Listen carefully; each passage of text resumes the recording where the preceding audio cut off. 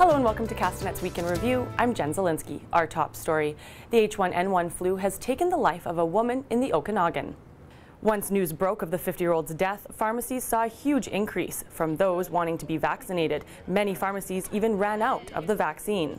We've had 35 cases so far this winter to date across the entire health region. Most of those have been in the last 2 weeks, so I think we're going to be getting more than that in the coming week or two.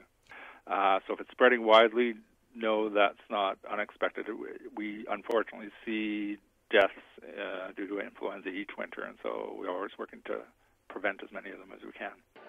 This year's flu is affecting those aged 20 to 55 and preschool-aged children. For those still wanting to be vaccinated, it does take up to 2 weeks for the antibodies to build up following the shot. Bad weather and a number of accidents plagued mountain highways this week.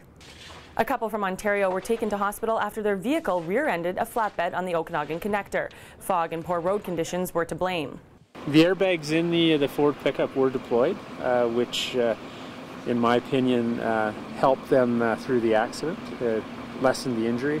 That same day, a fatal collision on the Coquihalla claimed the life of an 85-year-old woman after the vehicle her and her husband were traveling in was hit head-on by an out-of-control chip truck.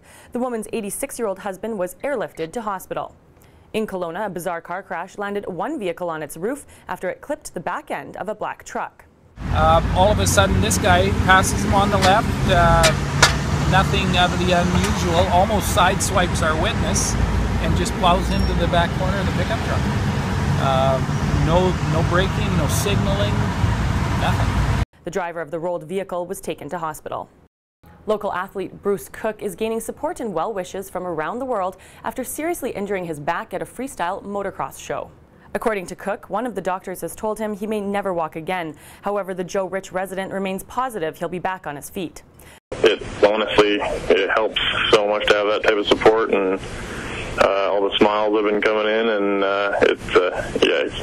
smiles are contagious, I'm sure, and you can't help but smile when you look at all these pictures and messages. Cook was performing a forward double flip, something that has never been attempted during a freestyle motocross competition before.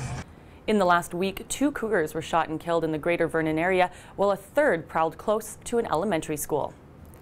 Now conservation has taken some heat from locals over the euthanizations, despite the cats killing domestic animals and lurking near schools. When a cougar breaks the lines of attempting to kill pets and livestock and killing pets and livestock, we have to euthanize them.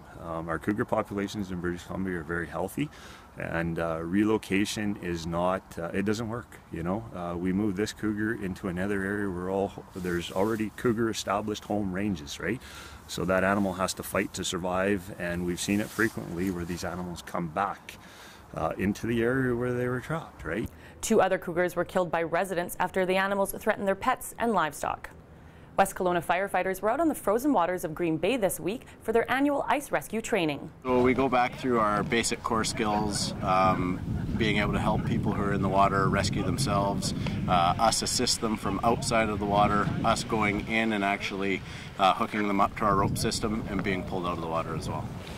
The average time someone can spend in the frigid waters is dependent on the weather as well as the health of the individual. Well, that wraps up Castanet's Week in Review. I'm Jen Zielinski. Thanks for watching. Remember to send your news tips to news@castanet.net and follow us on Twitter @CastanetNews.